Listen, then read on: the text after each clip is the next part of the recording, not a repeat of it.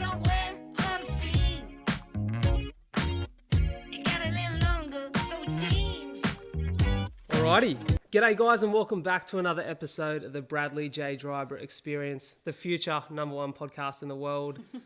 We're here today and I want to say thank you so much, whether this be the first or one of many that you've tuned into.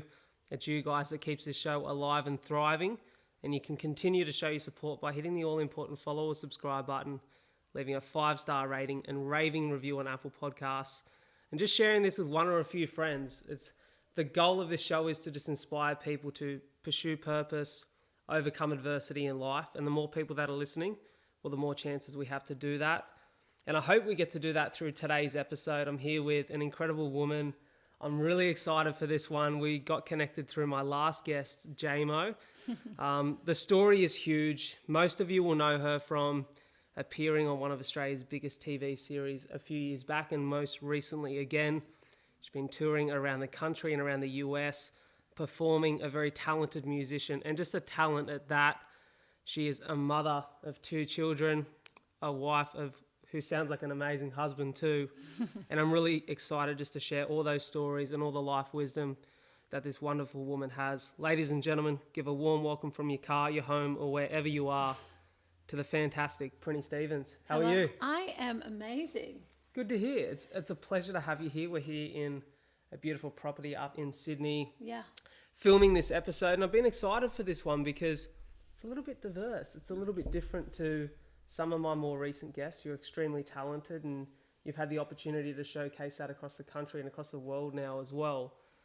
I'm really excited to hear about how this has all come about. You know, we've seen you on TV, and I think it's hard for people to understand. They see someone on TV and they see that journey, which is heavily documented on a show like The Voice, which we'll talk about a little bit more. But there is so much more to you than that, and that few weeks that we get to see. And that's it. It's just a few weeks. Exactly. That people get a glimpse of from these artists. I mean, doing the Voice twice. What am I, crazy? Yeah. Interestingly enough, I'm actually a casting director on the show. Oh, wow. Even now I'm casting season 10. Anybody want to reach out to me if you feel like you're a great singer? I have a real passion for singers, for artists, just for people in general that have a love for what they do. And I've had friends, even this year, funny enough, that have almost given up on themselves, you know, and sometimes you need a mate or even a stranger to go, you are really good, especially during this time in COVID. I actually, like I said, I've been casting the show for a while, and this year I told myself that I felt like after COVID and people, the music industry being, you know, brought to its knees pretty much. Yeah, definitely. I felt like it was really important to let people know that they were amazing. So I love that. so I was reaching out to people that I thought may not do the show. And the other thing was, there might be people who are at home that would never do something like this, that after COVID, after losing what they love, may go, you know what? Maybe I do take a chance and do this. So I really went out and spoke to a lot of people, and there were some people that would say, oh, it's not really for me. And I would just say, I really just want you to know that you are awesome at what you do, and know that you have a fan in me. And if you wanted to do this, I would campaign you and be right behind you. And I just think in these times, it's important for people to hear that with mental health and, you know, a lot of people even just physically being alone. I have a lot of friends that live alone. And in these times, I can't imagine being in a house on my own, going through what we've all been through. I completely agree, and I really like what you said there about people needing to hear that. I think one positive comment can change someone's life. 100%. And that's what this show was built on. It was built on the power of conversation, and I know I've had conversations in my lifetime that have pushed me in the right direction positively. Yep. And we hear too often how the wrong conversations can ruin someone's mentality. And in these times where people are more fragile than usual. Words are so powerful. They are. So Incredibly. powerful. So I'd love to hear that you're out there doing that. Yeah, and like I said, even people that I thought they're going to just be like, get lost. But I think because I'm not a stranger, and even if I don't know the singer, they kind of know of me or just know that I'm a singer, to go, okay, well, I respect the fact that they've just gone, wow, she's awesome. Yeah. And if that's not your path, I don't care. I'm not campaigning the voice for everybody. I'm just campaigning the fact that people that are talented need to know. And everybody needs to hear it all the time. It's a really nice way of putting it. Yeah. Talk to me about, I think for me, I know the first time that you were ever present in my thought space was that first season of The Voice. Oh my gosh. Where now probably feels like a lifetime ago because you've done so much since. Yeah. But talk to me before we get into that pre-voice. Like, what did your performing career look like? What were you doing? Who was Prinnie Stevens then? I think I had my first professional gig for John Paul Young when I was 8. Yeah, wow. I recently wrote a song called Merry-Go-Round. Yeah. And it was about, I keep getting on this merry-go-round. It was kind of about me doing the voice the second time. Like, I just keep getting on this crazy ride. And every time I go, why am I here again? But it's because I've been auditioning since I was so young. I'm so used to rejection that it's not rejection to me anymore. It's just very black and white. But yeah, I've auditioned for shows, since I was maybe 5. Did my first show with John Paul Young, like I said, when I was 8. Sang and danced everywhere and anywhere that would listen to me or have me. I was doing dance troupe stuff. In the 80s and 90s, growing up, that was the thing. Everyone was in a dance school and you were doing the dance competitions, and it still kind of happens today, but not like it used to. And then from there, my mum said I wasn't allowed to go to performing arts school. So I had to go to an all-girls private school, which killed me. But it was actually really good for me because I fought for my music and I fought for what I loved. And in the end... Doesn't it prove that that it's what you're meant to do? 100%. I think for other people, everybody's different, but for me it worked because I was like, nah, stuff that, I'm going to sing. There was nothing that was going to stop me. I was singing in bars by the time I was 16, 17, which is totally different to now, very different. But by 17, I landed my first musical, and I just got out of school. I was young for my grade, and I was understudying Christine Anu in this massive show. Roger Corser, who's big actor now, still a good mate of mine. They were the 2 leads, and I understudied Christine. Rent is one of the biggest musicals in the world, and it was a huge thing to take on. What do they say? Ignorance is bliss. If I had to do that job that I did then now, I'd be like, oh my gosh. But I was young. I took it on, and then from there I did a string of musicals. I think I've done 8 or 9 musicals. So then I went on and did another particular musical. I think it was my 3rd or 4th. It was Oh What a Night. It was this disco musical where I was Kathy Sledge, who is the lead singer of Sister Sledge. We are family. Yeah. She sings that song. Hugely famous, amazing singer. She was the lead in this musical Oh What a Night, and I was the lead, kind of under her. We became really good friends and colleagues. She came out from Philadelphia to do the show here in Sydney, and she went back home. I started doing backing vocals for Guy Sebastian, and then I got a call. I remember we were in Melbourne on tour with Guy, and I got a call from Kathy, and she said, I'm putting together a girl group of my daughter and my nieces. So 2nd generation Sister Sledge. Yep. I want you as my goddaughter to be the lead singer of this group. Wow. I had just had my first baby, and me being me, I was like, yeah, man, I'll just make it work. So we all moved to America. Within a week, we were signed to Sony in New York, and I spent 7 years over there. This is prior to The Voice. It was the most whirlwind. I was signed to this lady called Denise Rich, who is really rich, which is kind of rude, right? She's like a billionaire in America, and I was meeting all these amazing artists. Not so much being, when you meet someone through someone else that has such a like high caliber, like everybody respected this Denise Rich in America. So like I met, gosh, Beyonce, Patti LaBelle, Shaka Khan, John Legend, all these people through her, but they were like, wow, you signed to Denise. Like meeting these people through her was so surreal. So yeah, I was signed over there, recorded amazing music with the girl group that I was in, sang with, gosh, I stood around a piano with Patti LaBelle and Shaka Khan and sang Happy Birthday one night. And I just remember going, I'm just a Tongan chick from the Northern Beaches in Sydney. Like, how did this happen? A little bit pinch yourself. Oh, beyond. And I was in the group with these girls that had grown up, because they were all second generation Sister Sledge, like I said. So they'd grown up around this. So this was normal to them. Yeah. So that made it even more weird to me, because I was like, guys, like, don't you understand, like, what we're doing?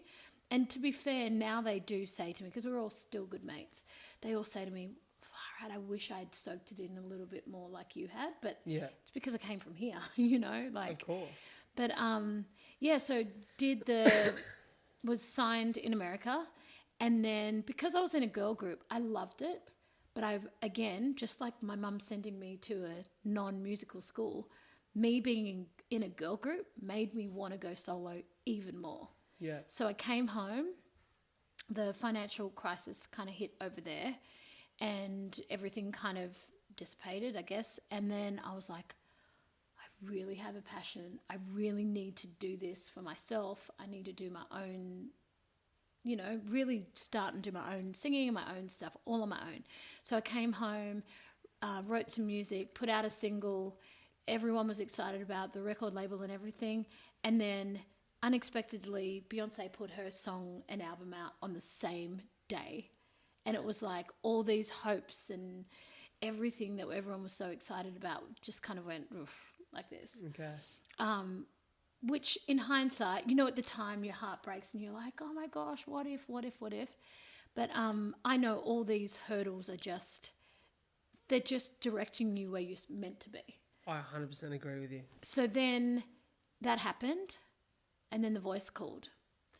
And they said, we've got this new show. We want you to be a part of it. They explained the premise of the show and how you were the one to pick your coach. Because for me, I had done Australian Idol when I was much younger. Here in Australia? Here in Australia. You know what? It's funny because there's not a lot of media about that anymore. And Me? Yeah, there's not a lot of media about Idol anymore though. But I remember saying to someone when I booked you for this pod, all I can find is stuff about Prinnie on The Voice. I'm 100% sure she was on Idol. Yeah, I was on it. I didn't get very far. To be fair, there was a lot of crap that went down. Being a part of the industry for so long, people already have preconceived notions of who you are. And even similar to what you were saying when we started, like you don't like to research too much so that you feel like you know someone. You want to be able to still... You want to explore a little bit. Yeah. So there were people on the panel that will remain nameless that just assumed I was a certain way. I've been raised Tongan and raised so that I very much had my eyes down a lot and didn't talk very much because I was always like, you don't talk until you're spoken to. That's just the way I was raised. Yeah. And that was really taken the wrong way in the music industry when I was younger. They thought, oh, she thinks she's too good. And it was the total opposite. It's a sign of respect in for culture, me, isn't it? It's a sign of respect. Now you can't shut me up. I really had to fight my way out of that place because it really did get in the way at times. Like people really thought that I was one way and I really wasn't. And that really happened on Idol for me. They really thought that the TV world was so different back then. Even like I was saying before, casting The Voice, I cast Jack Vidgen on The Voice last year, year before. He's a really good friend of mine. And having to talk to him and say, how different the voice is and how different the world is with TV. Idol back then was very different, and reality TV was different. They'd set you up and do these little things, and they'd set you up for failure sometimes. Not so much when you're singing, but just, they put you in a house and film everything. It was a totally different thing. And when I was talking to Jack about doing the show, I had to almost like untrain him to think about the way it was. Yeah. Because the voice is so supportive. And I'm not saying it's right for everyone, because there are certain people that I will say to, you know what, this is not right for you. You have to know who you are. You have to know your musical journey. But yeah, my point being that reality TV or music on television has really changed. And back then it was, it was all very new too. They didn't really know what they were doing. None of us really knew. But it didn't work out very well for me back then. But it definitely made me find who I was. And I had a lot of ridicule when I was younger, even when understudying, because I understudied really big names when I was 17, 18, 19. Some of those women that were older than me were awful to me. And it happened on Idol as well, because they really did assume that I thought I was too good. Because like I said, culturally, I just didn't talk very much. And I was just very, But it's also that, jealousy plays a big part in that too. And when there's someone who's quite younger than you in a position that you'd like to be in, you kind of project 100%. the why isn't that me But vibe when you're on them. there, you don't see that. I remember one time I was 17 and the lady turned to me and said, "You'd have to get a bus to run me over before I let you go on, little girl." Yeah, wow. That's the stuff I used to deal with, on a daily basis. And this is on a few different shows. And I'll never forget the first time, actually the show that I did with Kathy Sledge from Sister Sledge, that was the first time I had a role, a big role. And I remember Rebecca Tapia, who's now Rebecca Selly, she was on The Voice, she was pregnant last year. Yeah. She was my understudy, and I'll never forget, I never went off in this show. I never had a show off for some reason. I was just healthy or maybe just happy.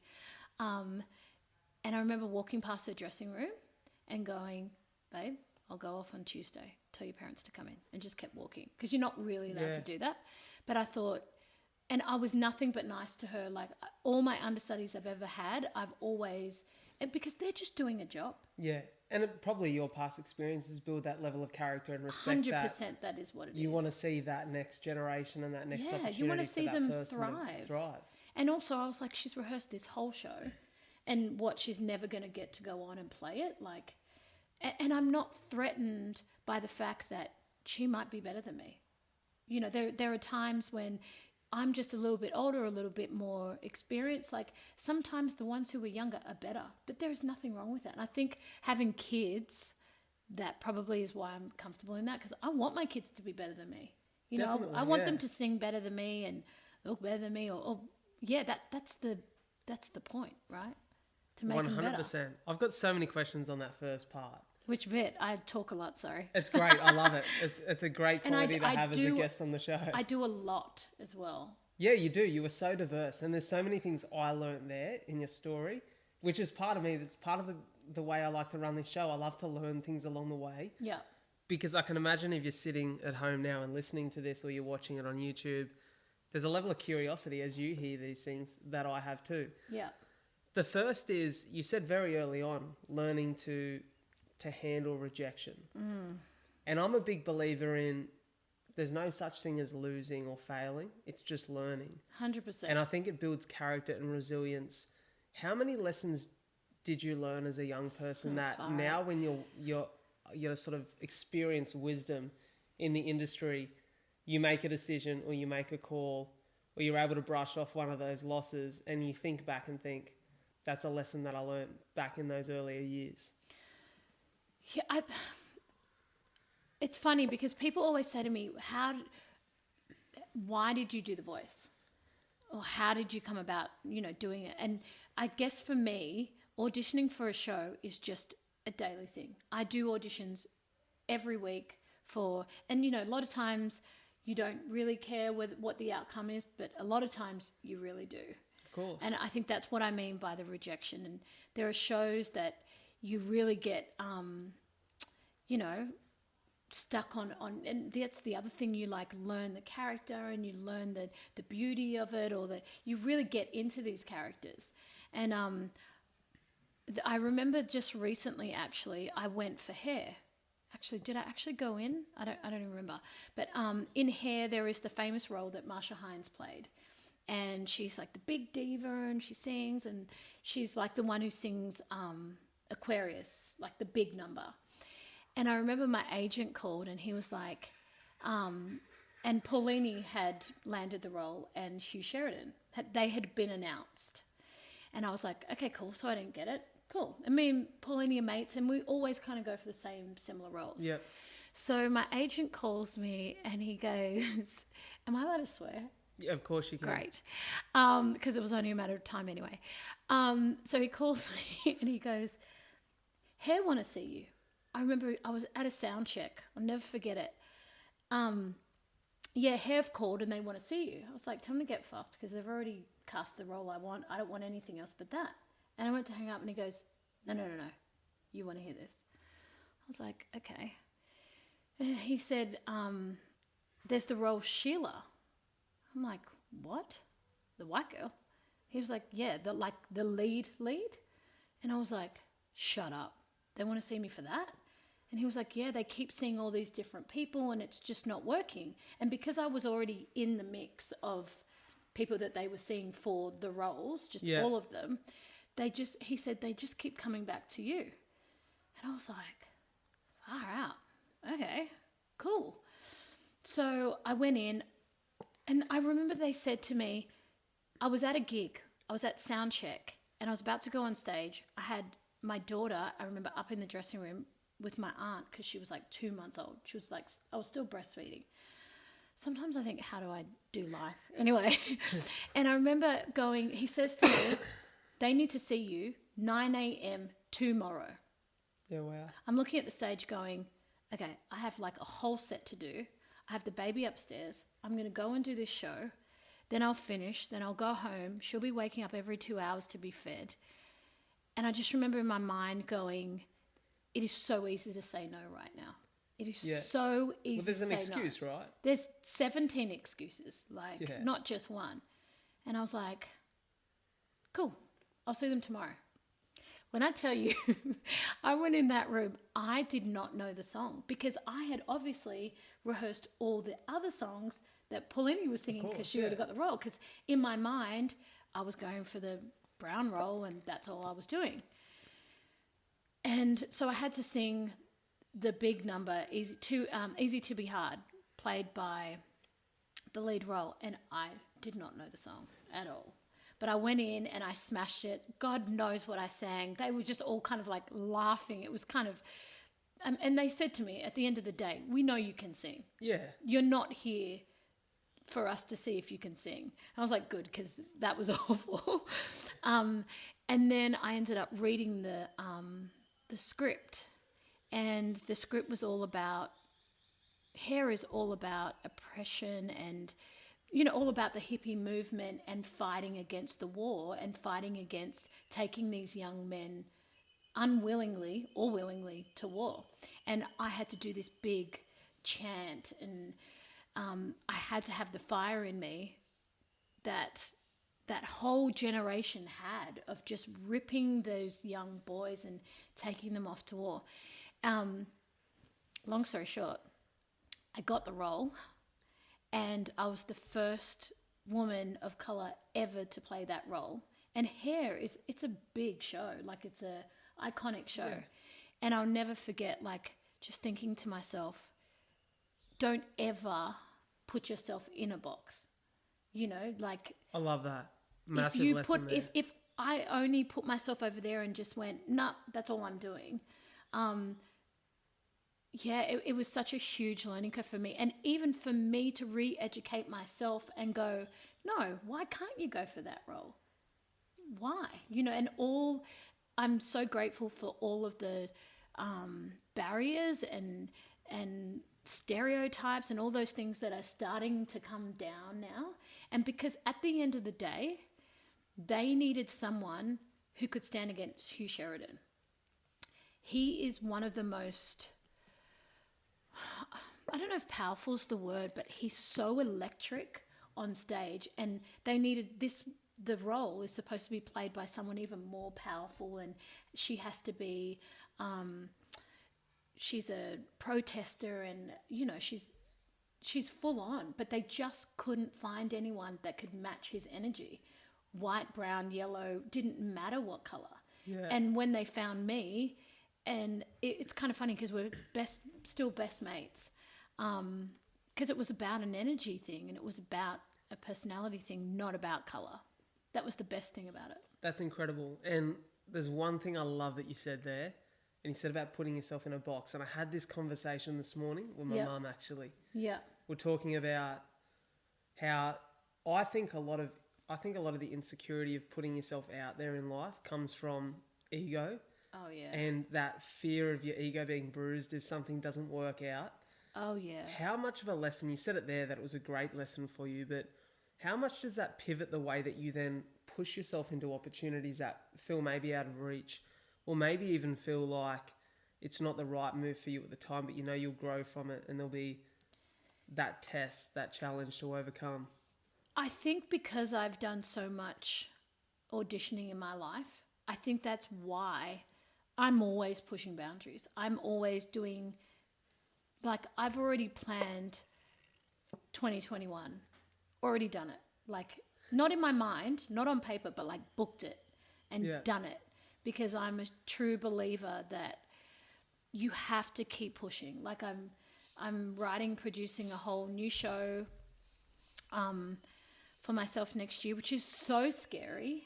But I've learnt that if you stay in the fear, you won't go anywhere. You just got to push through it.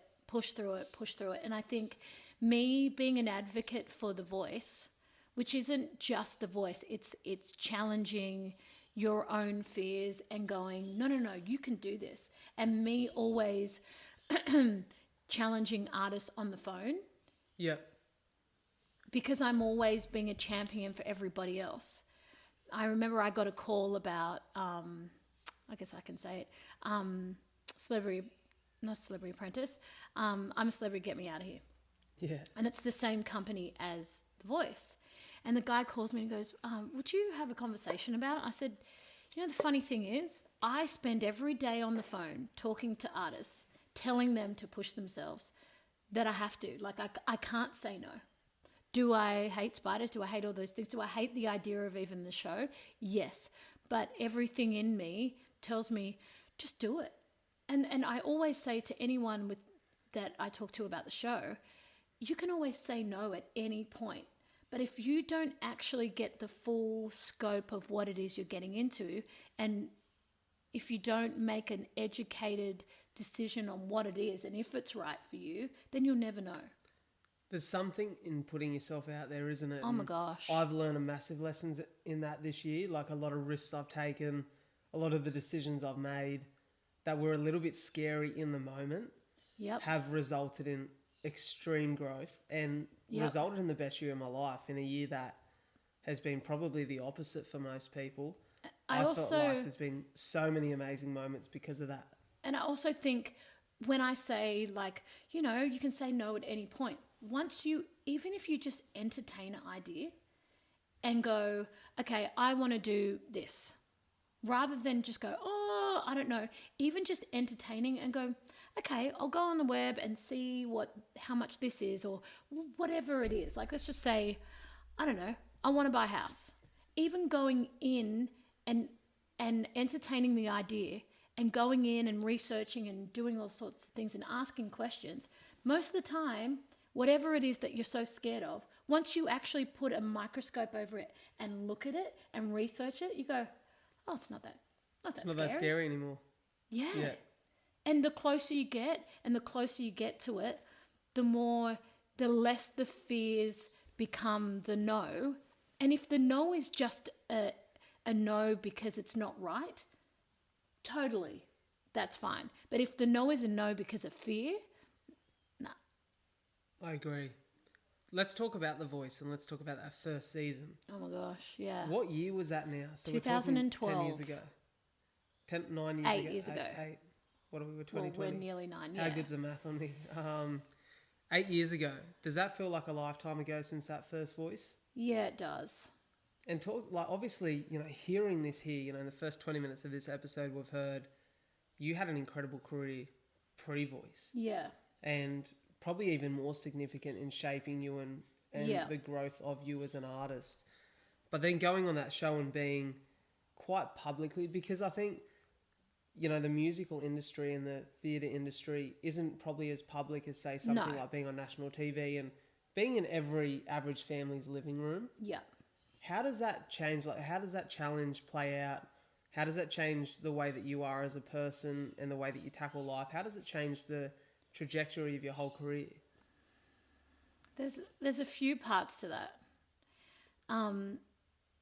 Like you said, we were on the show. I say we because I always think it's me and Mahalia. When I look at that show, I only think of me and her. She's my best friend. We still talk every day. Her daughter's my goddaughter. My daughter was bride's girl at her wedding. But I look at it and I think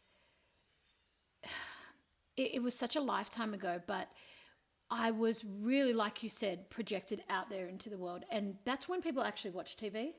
Now we all watch Netflix. I think we had something like 4 million viewers, which is insane. Insane. And it was the very first season. So people were like, what the heck is this chair turning thing? I remember it because it was... Everyone remembered it. Looking at the images, yeah, it's so exciting. It's so compelling. And it also, once those chairs turned, it gave the power back to the singer, which is, again, what I was talking about, the difference between Idol and The Voice. The power was in the artist. It wasn't about ridiculing them. It wasn't about having a Simon Cowell that's, talking badly. It's about building these artists and just finding great artists in Australia. And it wasn't about what you look like. No. Your fashion, what your personal brand could be because of your image. It was about literally the voice. Just your voice. To be fair, I sang awful.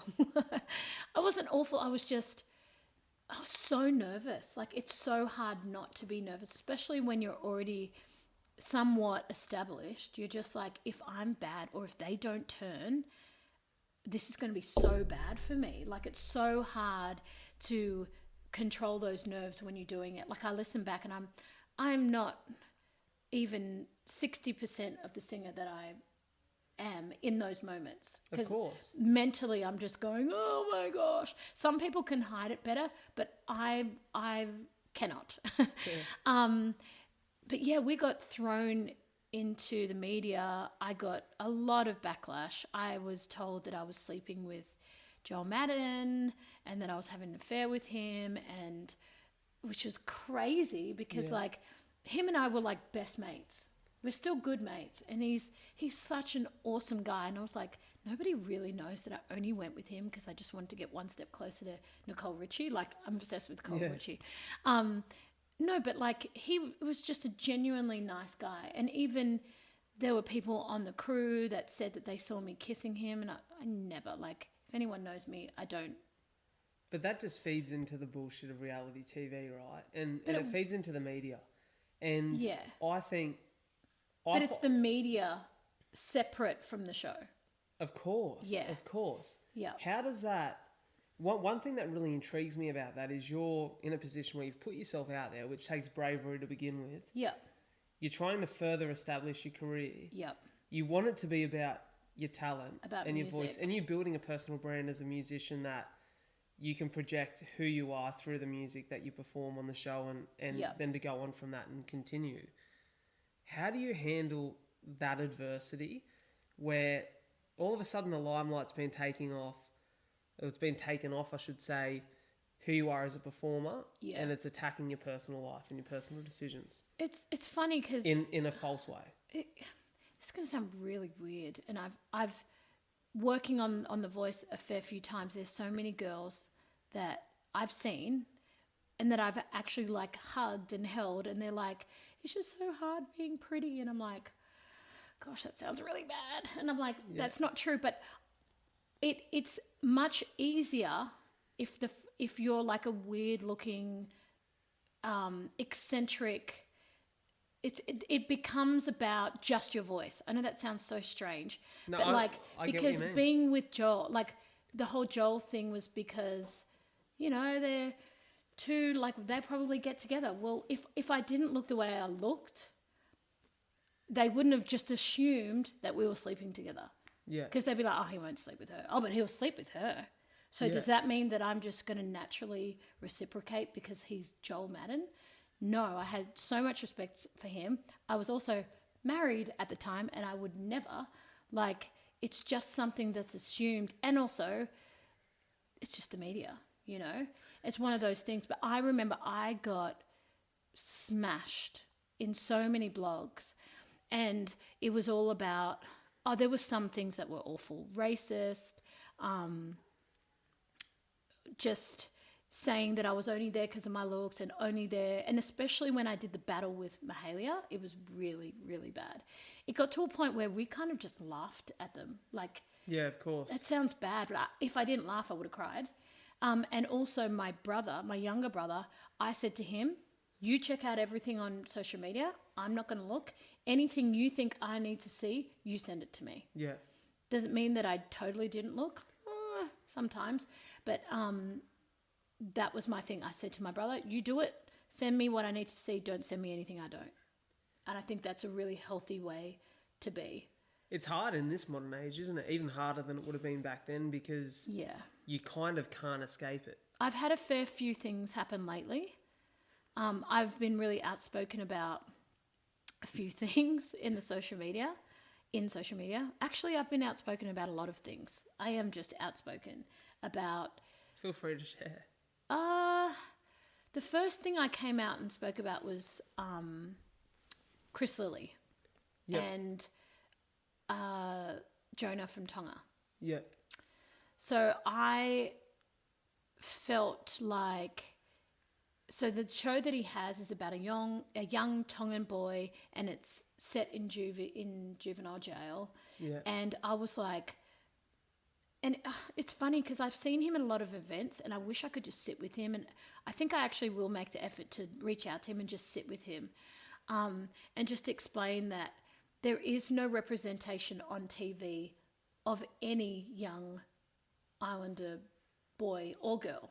Yeah. So and it's not even his fault, when you are the only representation on TV, then the responsibility you have is huge. And when he has it and they're all criminals and they're swearing at their parents, he also paints his face brown and puts on a curly wig, which highly irritates me too. But yeah, all of that I really spoke out about. Yeah. And do you feel like that's where the issue stems from? The fact that there isn't a representative 100%. that positively portrays what that culture is about, Yeah, if we had... And what I was saying was it creates fear within the community around young men of colour or young Islander boys. So people that are watching it on TV and love it, young Aussie families that are in their mind, they're like, all young Islander boys are like that. And then the fear happens, and then it's projected racism, and it's, oh, you're this and you're that. And it gets into the psyche of the community. And it's fine if they're a young... Because not all young Islander boys are like that, obviously. Of course, yeah. We know that, but there are a lot of people who don't know that because they don't see it. Yeah. And it wasn't even his fault. It's just that that was the only representation that was on TV. Still is. Yeah. There is none. Yeah, I agree. So, yeah, I came out and spoke highly about that. And then when the whole Black Lives Matter thing happened, they ended up pulling it down off... Netflix, yeah. And my thing is, I don't support putting anyone out of work and I actually liked Summer High. Summer High Thai, great show. I actually liked it, and Jonah from Tonga was actually in the show. Yeah. Because I think it's fine to do it as a conglomerate of a whole bunch of stuff. Yeah. But just to do one show just based on that and following the entire story, that's when I felt like it went to another level of representing a whole culture, if that makes sense. Yeah, I get you. If we were out there able to represent our culture too, it'd be different. I mean, I've auditioned and got really close to having roles on Home and Away and all those sorts of things because I act as well. But I haven't had that chance to represent Islander people on a show like that yet. It's not out there yet. Yeah. So talk to me about, there's obviously the negative effects of social media, which we've sort of just covered, but talk to me about the positive effects and the way that you see it changing the industry that you're in, because it's having a huge impact. Oh, yeah. You see artists that are unknown sitting in their bedroom who now are discovered from a single TikTok post that can go viral across the world. We've seen artists come out and build brands and build personalities in the space. It can completely change someone's life. But I'm sure it also changes the dynamic of the way the industry works. 100%. I think, like I was saying before, when The Voice came out, it turned the industry and the artists started getting a say. That was when social media was starting. And the artists' voices have gotten louder and the record company's involvement has gotten quieter. And I'm all about freeing the people. And, when the world is run by these fossils of people that are so out of touch with what the world is, and they'll ask me like, Prinnie, what do you think of, record labels, and executives will ask me, and I'm like, don't ask me. Ask the 12-year-old on the street. That's the youth. 12, 13, 14. That's the youth. That's who we're meant to be listening to.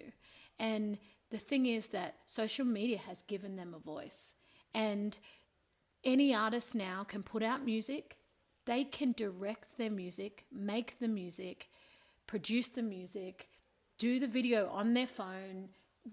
The power is nearly 100% in the artist's hands, and that is a great place to be. And that's because of phones, that's because of social media, and it's giving people the power to do them. It's really exciting across the board, isn't it? 100%. I had a conversation about it yesterday at breakfast with two mates. We're talking about the power of social influence, and most people know I'm from Wollongong. And, in Wollongong there's 400,000 people. And we're talking about just even the power of that audience. If just 10% of that audience is tuned into what you're doing, that's extremely powerful. Your voice becomes very influential. And what you guys are doing there is being heard here now. Whereas before, it was quite quiet. It was localised, like the fact that I know what you're doing and I already knew. Like I was like, oh yeah.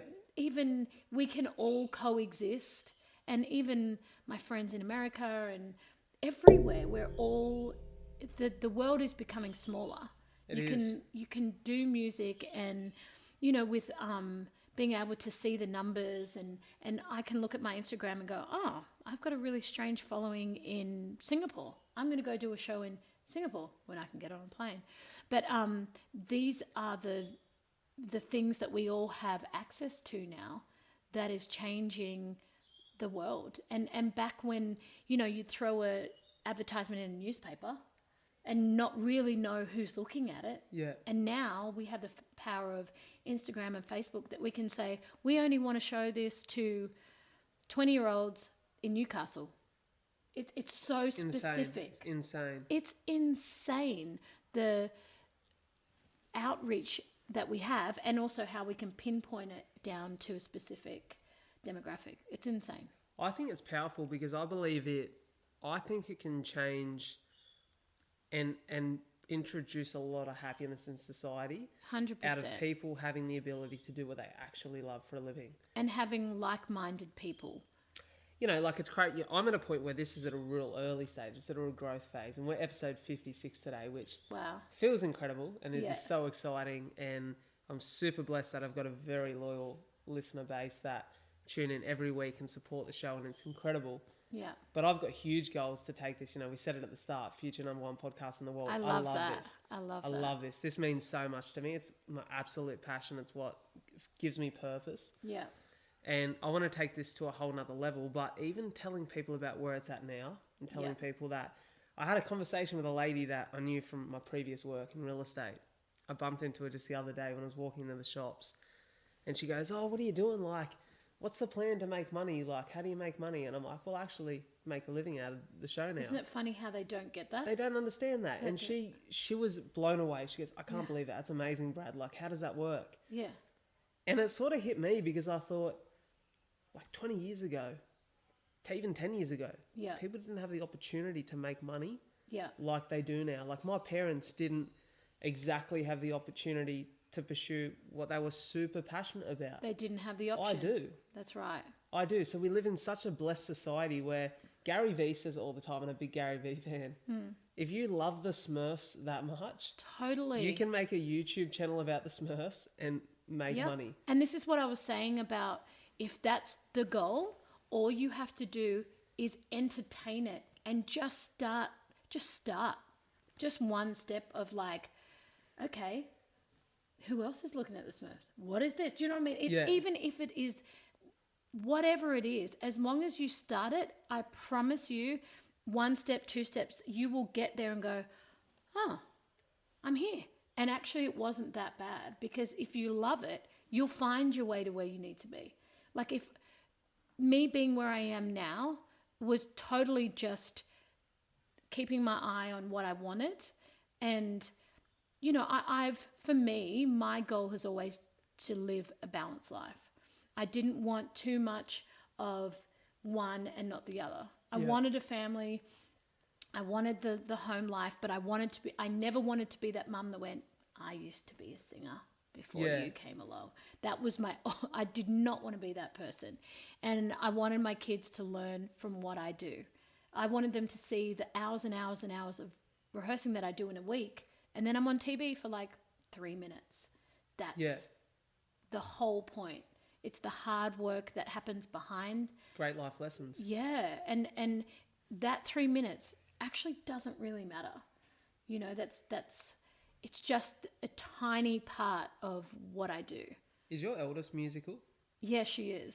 Does she sing or just plays instruments? And she sings. She's really good. I don't know if she'll do it. Maybe a little bit later. It's the kind of thing that I'm watching it and I'm nurturing it as it comes along. She's really good at sport. Her dad's 6'6", so she's really good at basketball. So she's concentrating on that. But the thing is, it doesn't matter what you do. The life lessons she's learning from getting up at 5 a.m. and training, she will take that into whatever she ends up doing. Anything. It's transferable, right? Totally. It's funny, I asked you that question because I was watching Will Smith do an interview recently and he was talking about his son, Jaden. Who's quite a polarising character, right? He's so cool. Isn't he? I saw him when he was here recently. Seems like an incredible human being, very level-headed and humble for his age, but also has this real eagerness to build his own reputation as someone who not only is extremely talented and shares that with the world, but makes a real difference. He does. Through some of the charitable stuff that he does. And the water that he has. The water, incredible. All amazing. But one thing I loved was Will Smith was saying he was on Spotify, I think, and he's scrolling through and it's got new music from Jaden and he's like, oh, who's this? Like, clicks on and he starts listening and he's like, that's my son. And he's just released a whole album. And he goes, he just worked on it in the house. And he's like, in my damn house, in my studio. And he hasn't heard it. He's released a whole album and I'm just hearing it for the first time. That'll be me. And then he goes, I said to him, I really want, you know his song Icon? Yeah. He goes, I really want to get on the remix. And he goes, and he's like, I'm getting on the remix. But you know what? My daughter does that. Yeah. I'll be like, let's write something. She's like, You know, Mum, like... Yeah. And I mean, stylistically, even the two of them, totally different. Same with me. Like, she's more like a Summer Walker kind of, like her kind of vibe. But, yeah, it's crazy. And that's the thing. They can just make it in the house when you're not even paying attention. Yeah. And I remember there was... Someone had asked her... Because her godmother is in APRA, which is... looks after all the songwriters in the world, in Australia especially. And she asked us, how many songs have you written, to my daughter? And my daughter goes, about 100. I'm sorry, what? How many? Same thing. I was like, you've written 100 songs? I didn't know this. But yeah, that they learn everything from what we do, not so much from what we say. It's all about, teaching by action, not by preaching all the time. Definitely. Can I ask what drives you? What drives me? Far out. Family, lineage. I have a really strong connection with my ancestors. I've had a lot of people that have said to me, wow, like what you've done is so amazing. And I'm like, you have to understand, I am not capable of conjuring up what I've done. What I have is all the thoughts and prayers that were sent from my ancestors down. And what I've done in my life and all the good things or everything that I'm, doing is all for the generations after me. I really believe strongly in the ancestral, presence and strength. And, I feel my ancestors a lot, especially when I'm performing. I remember I was doing a Michael Jackson musical, actually my favourite musical I've ever done. Should I close the door? I'll close the door. You keep talking. No, I'll We've wait. got some construction in the background. No, it's Yes. fine. Keep rolling. Everybody's out there. I was doing a Michael Jackson show, and we did a show in New Zealand, and I could just feel the ancestors lingering. It's pretty cool. Oh, that's much better. There you go, people. That's the rawness and realness of the show. Yep. Construction work in Sydney. Yep. The market's alive. They're back up and running. It's and I love hearing that because it's something that fascinates me, and I guess in a position now, I feel like I've always been a really driven person. I feel like I've always been a really purpose-driven person where I've looked for something that had meaning in life. Yeah. And I think each step we take and each chapter of the journey in some way reflects that. And I look back now and, I'm here as a podcast host, which kind of sounds like when people ask you what you do for a living, it's kind of weird to say podcast host because people go, what is that? Like, how does that actually work? But for me, I almost say storyteller because that's kind of the way I like to put it. But I look back, and before that I was in real estate, and before that I was in personal training and owned a little fitness business.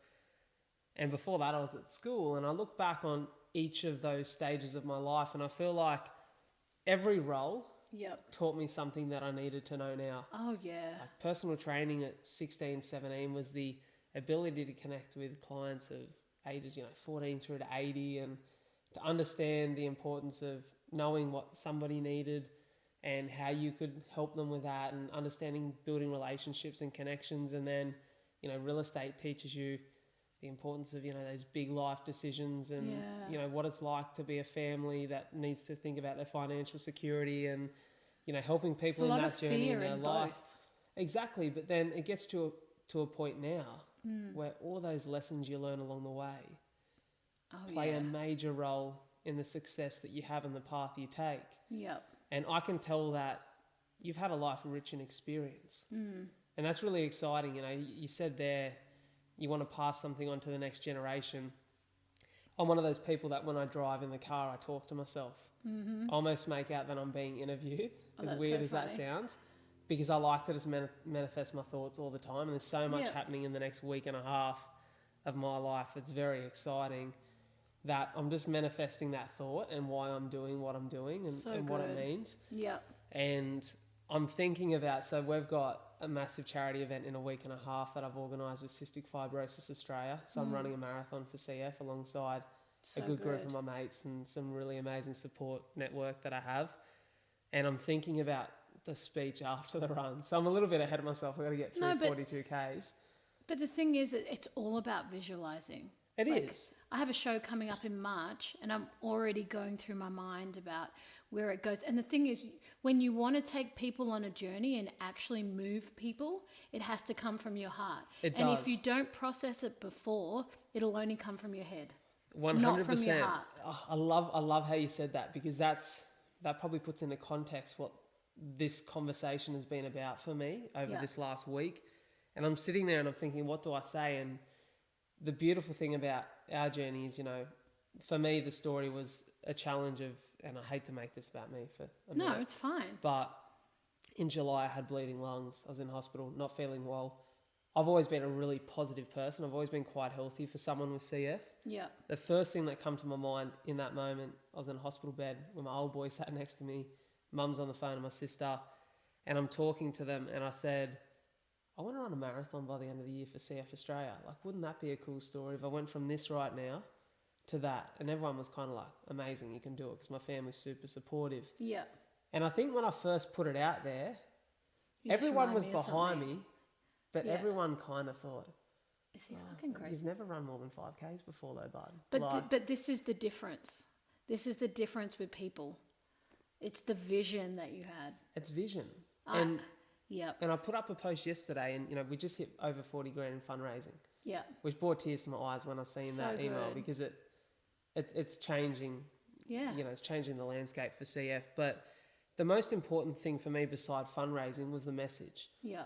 And 24 years ago, so I'm 24 now, first doctor's appointment, my parents walked in. I say it all the time, they were the most prepared you could ever be Yeah. to bring a child into the world. They were financially secure, they owned their house, they had great jobs, they were planned, done Yeah. everything to a T. It's Yeah. on the timeline. Yeah.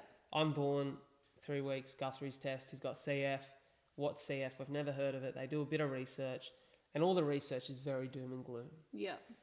They go into this doctor's appointment, and at the time the life expectancy was probably like 35.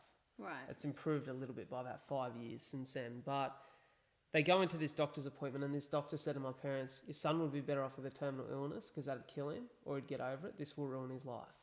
Wow. Now, they had a decision to make in that moment, and they walked out of that doctor's surgery and found someone else, Yeah. because that wasn't the vision And or the that's- mentality they were going to have. Mm-hmm. And that's what the message of this whole event has been about. Yeah. And for me, it's manifesting those thoughts and getting back to my original point. On the date, at the end of that event, Yeah. it was just 2 weeks ago, I was back in hospital because my lungs bled really bad again. Yeah. And I remember saying, I had a decision to make. Mm-hmm. It would have been a great excuse.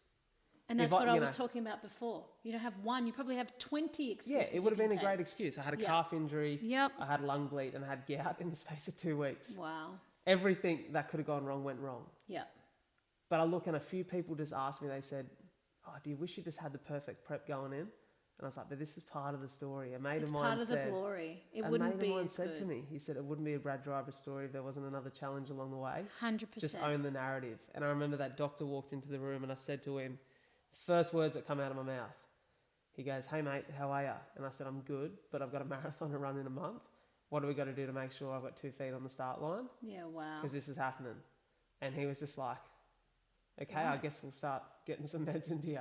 Yeah, wow. And for me, I want that to be the message. And I love that there's that in your story too. 100%. There's all of these, because, we had the issue in July, but then we had all this triumph where for 4 months, the training went to plan. I was, every week someone's like, oh my God, you've conquered a 15K, then you've conquered a 20, 25, 30.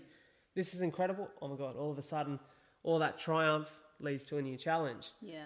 But how do you continue to pick yourself back up? Like, what's It's tough. the end vision for you? When this is all said and done, I always say there's 2 ways that we die. There's 2 ways that we leave this world.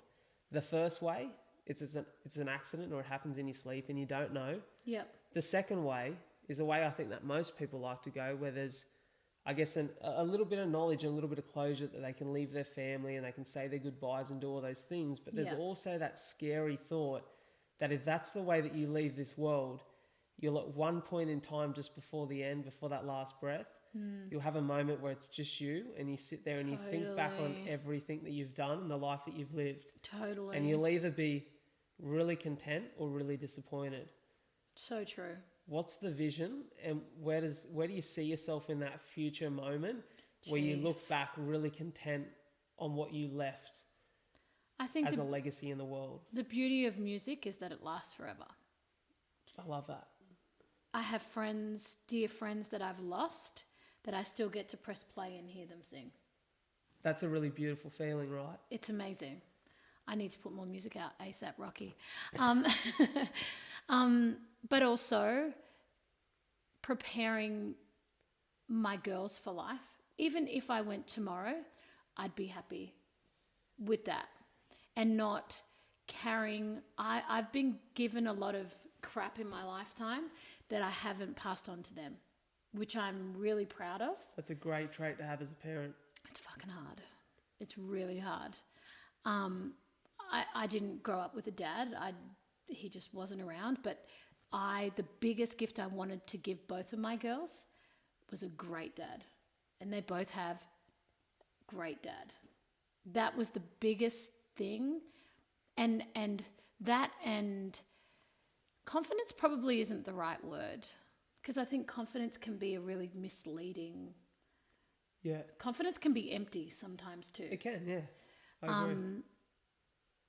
Yeah, I guess I don't even know what the word is, but just being balanced and humble people, I guess. Do you think it's understanding who you are in the world? And I think there's real power in that, right? Understanding what you can bring to the table. Well, do you know what it is? Just being okay with who you are. Yeah. Being okay with that. Because there's some things I'm really bad at. There's some things I'm really good at. But being okay with that every single day is really hard sometimes. And of course. Sometimes my husband and my partner is amazing. And actually sometimes that can be a really horrible mirror of like, man, I'm so crap at that. But actually that's a whole mental thing, you know, and everything we're talking about, having goals, and that is all the mental binds and traps that we put out for ourselves. And sometimes the generation before us can give us those, but that's what it is for me, is getting rid of those for the next generation. Can I ask? Yeah. I'm sure, we spoke about it. You've planned out 2021. Yeah, I have. And I'm sure you've got a list of things there that aren't planned, but are goals and aspirations for what you want in these next few years. Yep. Is there any of that you can share? My thing is not only making music that you can play and hear forever. My whole thing is moving people. I have a show at the moment called Music for the Soul. I'll have to get you tickets. You have to come to a show. Yeah, that'd be great. And it's all about, I always say every night, I don't care what side of the mask you live on, whether you wear them or whether you don't. Just be a nice person. Yeah. Just be a good person. I was like, there are people running around mad right now. For what? We have so much to be grateful for. So much. And if we stop concentrating on the negative and look at what we do have and delve into what we really want, and like we were saying, put a microscope over it and see what you really want, and you realize it's not that hard to attain. It's just your mental barriers that you're putting on yourself that are stopping you. So that's my show now called Music for the Soul. But next year I'm doing a show called Lady Sings the Blues, and it's about women of colour, or just women in general, and all the struggles that they've been through. I'm going to be talking about some really confronting things. My aim is always to move people. With the show, I think that's important. With the show that I've done, Music for the Soul, it was all about healing people after COVID. I started really early on in COVID. The first show I did was electric. Like, you could feel people because they hadn't been in front of a singer. Everyone had been at home and just looking at TV.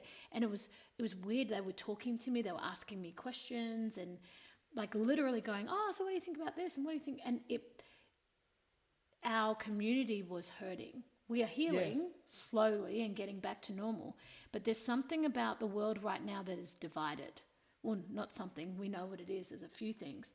Everyone is so divided, and everyone feels like they need to take a side, whether it's COVID, whether it's real, whether it's Trump, whether it's Black Lives Matter, whether it's Me Too. There's so much divisive topics that are going on right now that I'm trying to...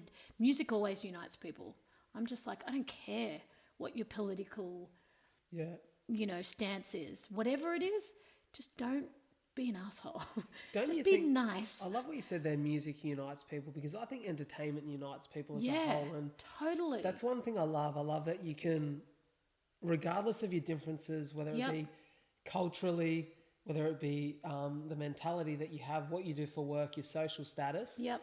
If you're sitting in front of a sporting event, all of a sudden you're all on the same level. Totally. You're there in that moment. If you're there at a concert or in an arena and hearing someone perform, you're all just there as human beings in that moment on a Yeah. level playing field. So true. And there's such a quality about that I think you got to take a lot of pride in. Like Yeah, for me, absolutely. that's one of the beauties of this, that regardless of who you are in life, like just Yeah. one moment from one of these shows, someone hearing your story or JMO's story or, Tom Waterhouse's story could literally change someone's life. Yeah. There's such a pride in that.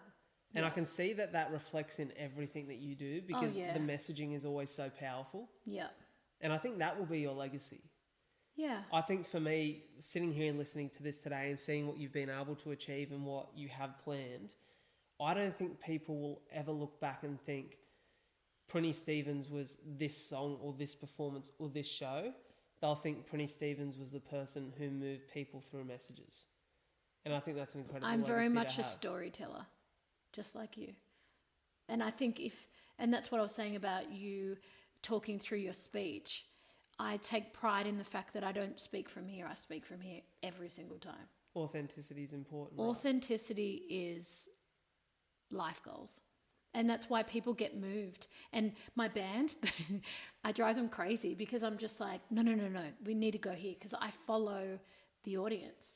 Yeah. I really do. I go with them. And most nights I'll go, okay, what do you want to hear? And you just see my band go, oh God, what is she going to make us do? But it's like, I'm not on that stage for me. 100% not. I'm on the stage so that we can all have an experience and grow as people and walk out. My last song every night is What a Wonderful World. And it's really simple and it's almost, and I always tell the band, don't play all this fancy crap. This is almost when I hand it over to them and make them think and go, actually, life actually isn't that bad or complicated. Isn't life bloody incredible?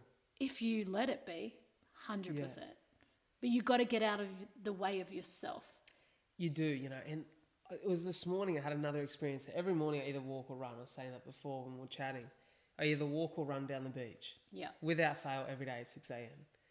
This morning we're walking. I walk with a good mate of mine, Bids, a lot. And we're having a chat to this lady we know, and there's this guy next minute. We just see this yellow jersey on a push bike, and he's howling towards everyone, trying to mow down traffic. And he literally, from 20 yards away, I see him all the time. Yeah. He yells out, move out of the way, get out of the way. And he's really aggressive every morning. And it frustrates me not because he's aggressive, it frustrates me because I think, You're what does starting the that day guy- like yeah, that. what does he just not understand about life yet? Yeah. Totally. Totally. Has he not experienced the power of just having great, wholesome experiences with people Totally. that can change their day? That's like any person on the road that's like screaming and rah, rah. I usually just wind down the window and go, do you know tomorrow you won't even remember this? Yeah. You have a great day. Yeah, I'm exactly. always just like, who cares if they're in the left lane and something, and who cares? I've learned, and I think it comes with a bit of maturity, it comes with a bit of life experience, and I say that as a 24-year-old very loosely, but, You can. I remember people say to me, when you put yourself out there, you've got to expect a little bit of criticism, right? Oh, You've got to yeah. expect that. Not everyone will love what you do, and that's okay. That's a part of it. Yep. People say, have you ever experienced that on a major scale? Well, the only time, and I mean this I've had truthfully, it pretty bad. I've been so blessed that Yeah. there's only been one person who's heavily rejected me in any way. Yep. And it was this random bloke I did not know on social media. When I left real estate, because I was pretty loud in real estate, so when I was there, like I do in everything, I try to make an impact and be course. myself, be really authentic. So when I left, there were people that were curious because I'd been a little bit quiet for a month leading out. Obviously, you don't want any new business as you lead out, so you kind of Yeah. quieten down. That I put out an Instagram TV video, which was live originally on Instagram, where I basically announced that I was leaving real estate and I was pursuing my dream Right. in this. And there was just one guy that commented like, nobody gives a fuck that you're leaving real estate, dude. Like, who the fuck do you think you are? Like, you're young, you got an ego, There's so many like this, people that. like that. But the funny thing was, it wasn't even anger. Like, I looked at his message and I remember just feeling bad for him because I thought, there's obviously something so wrong in this guy's life Oh, yeah. that he's projecting. Like, you can imagine, and I can imagine, like, if you're, let's say, for example, you're digging holes and you hate what you do for work. There's no passion yeah. in it. And I think I give incredible credit to anyone who's got a work ethic and is out there doing anything in life. Yeah. Whatever you're doing, if you're working to fund your dream or to fund your life, massive credit to you. But if you go in there with a negative mindset every day and then you see this 24-year-old dude who's, maybe 10 years younger, who's Doing what just he decided wants. to leave and he has the ability to do what he wants. And people go, oh, you must be privileged. Well, I've got a mortgage too. Yeah. I pay off a house. But I had to make sacrifices in my life to make a decision that ultimately was putting happiness over everything. Yeah. But I look at him and I just think, I wish he knew what it felt like to do what you love every day, or to feel like you have some purpose in life. And I think when people figure that out, and I think that's going back to what we spoke about before, the power of social media now and the ability to really do what you think will set your soul on fire every day. I just hope the world gets closer to that. Absolutely. But it is scarier because for someone who's doing a job that they don't care about, when they do it, it goes and it goes. For us, when we do things and put it out there, our heart is attached to it too. 100%. So you become more vulnerable, and it's a much scarier place to be. But I sure as hell prefer to be here than anywhere else. Can I ask you before we finish up? I don't want to keep you. I feel like we could talk all day. All day, yep. But I don't want to keep you all day. I know you've got things to do. No, all good. Talk to me about your inspirations within the industry or even outside of the industry, and people that you Oh my gosh. find yourself going back to for that, I guess, that little anchor or that reminder of why you're doing what you're doing. Okay. So my biggest inspiration is my grandfather. He was a sea captain. He was shipwrecked for 101 days with a ship full of people. Wow. Yep. This is a story in itself. Yeah, actually, that's the book about him right there called Minerva Reef. He was Minerva stuck Reef. on the Minerva Reef. He is my entire, and when I talk about ancestral stuff and all that, like, he is my entire inspiration for everything. He took the responsibility of looking after all those people. Yeah, 101 days he went, and then it got so bad that he ended up swimming to shore, making a raft and swimming to shore with my uncle. And he had the chance with my uncle and another guy. He was actually taking a whole bunch of guys who were boxing in New Zealand from Tonga. And he took his son and another guy to go to shore to get help because they were like, we're not going to last much longer. Made a raft and went. And it got to the point where my uncle ended up drowning to save the other guy. And my grandfather and my uncle both kind of looked at each other at one point and went, like, imagine that decision. Like, it's full on. But it was more so about all the people that were back there on the boat. And whenever I think about anything in my lifetime, I'm like, sure as hell ain't as hard as that decision he had to make in that moment to lose not his only son, but one of his sons, to save everybody else. I love that you said that, because there's been some huge conversations I've had with friends lately within my own life about the weight of decisions. And sacrifice. We all have to make them at one point, and regardless of how hard they are, Yep. sometimes a decision is the catalyst to an amazing thing. And in that turn, a really hard decision saved many lives. Saved many. And yeah, he's quite famous back in, I say home, because Tonga's still home to me. But yeah, just the way he lived his life, he was just an amazing man. And yeah, that's who inspires me every day. What an incredible story. It's funny because everyone's like, is it Whitney Houston? Is it this? I'm like, nah. I always think it's people that are outside of your field. I think they're 100%. For me, like my family, Yeah. do nothing like I do. Yeah. Have never done anything similar to this. Yeah. Yet I look at them and I just think, how do you do what you do? But it's his mentality that has been passed down to me that's been able to navigate what I've done. 100%. 100. Captain of your own ship. Captain of my ship. I love it. I like it. I want to make sure that after this episode, all of my listeners, all of the viewers, can follow on your journey because it is bloody exciting. Yeah, it's Where's the it's a best lot. place to do that? Everything is just Prinnie Stevens. Yep. Instagram, I'm always really active. Facebook, really active.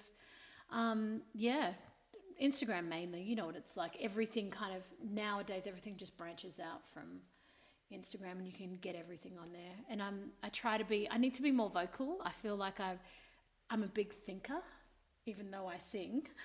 I feel like I'm either expressing myself when I'm singing or I'm thinking.